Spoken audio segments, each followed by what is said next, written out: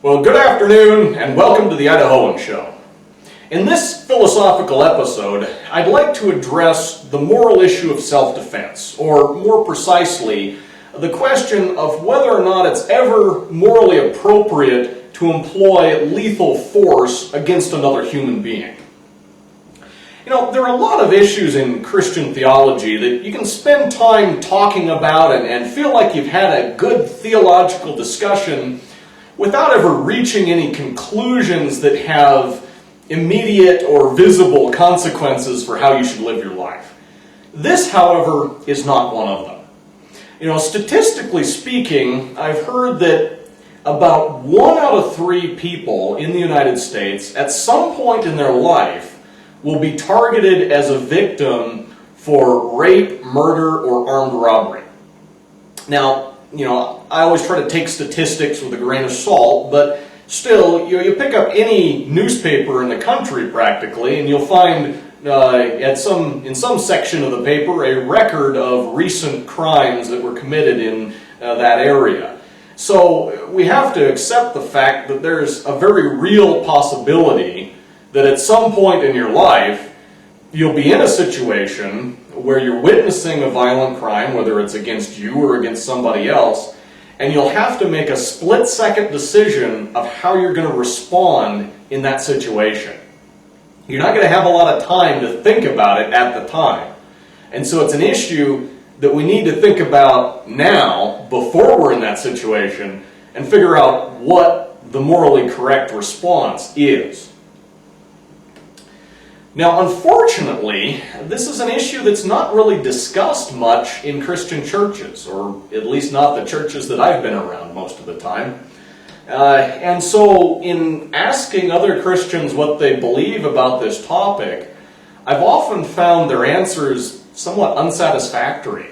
You know, by and large, Christians tend to be politically conservative, and politically conservative people tend to support the right to keep and bear arms, so probably the most common answer I get are sort of these common sense defenses along the lines of, well, you know, the more people own guns and are prepared to defend their homes, you know, the more incentive there is for, or the more disincentive there is, I should say, for criminals to commit crimes, the more danger there is involved in committing crimes, and so the less crime will occur and the more peaceful society will be as a whole. And, you know, and these defenses are not necessarily wrong. I mean, they make some sense at an intuitive level, but they're not really based on direct application of Scripture. And so that makes me a little leery of trying to base such an important decision on that line of reasoning.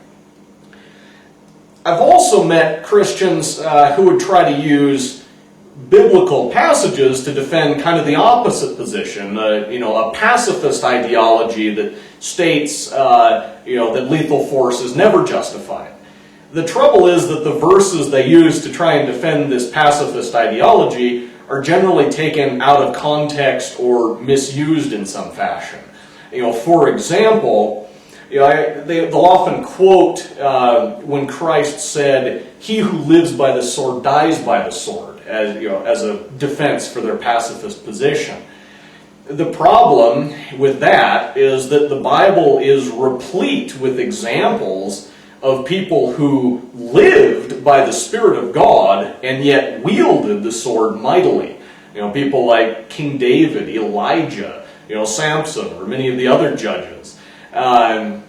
So, while the statement that he who lives by the sword dies by the sword is certainly true, it doesn't really say anything one way or the other about the morality of lethal force in certain circumstances. Another verse that they'll use to try and defend a pacifist position is in Exodus, the 10 Commandments, where it says, "Thou shalt not kill." If that was all it said, that would seem like a good defense.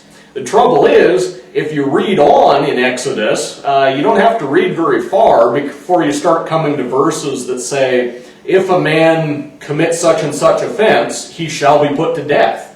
So, in essence, under certain circumstances, thou shalt kill. that's pretty hard to reconcile with an ideology of strict pacifism.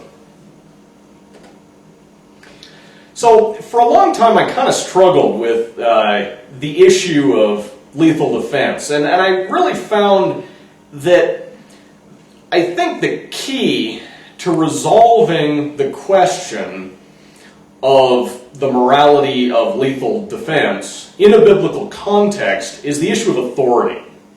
The individual in and of himself does not have authority to decide who lives and who dies. That's what it means when it says, "Thou shalt not kill." It's not up to you to decide who is worthy of life and who is not. God, however, is the one who created life in the first place. He has the power to give life and the authority to take it away.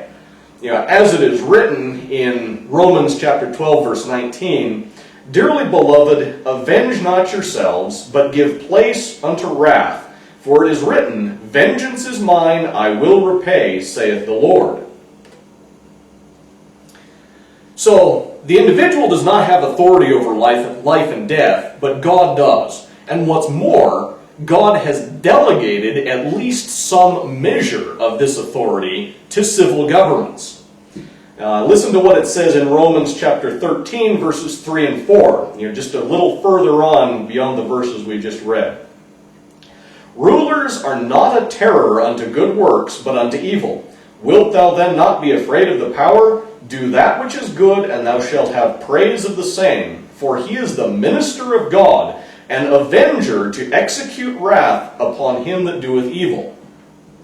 And bear in mind that civil governments are made up of individuals.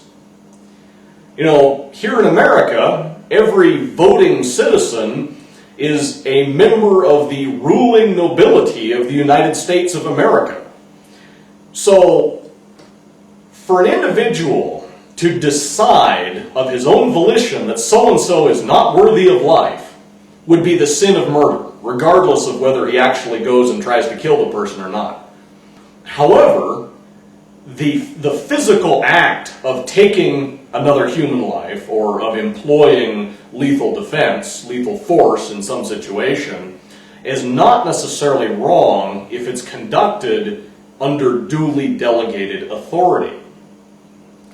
Now, here in America, the details may vary some from state to state, but by and large, the civil government does delegate to the individual the authority to use lethal force in prevention or direct response to certain types of violent crimes, particularly those that pose immediate threat to human life.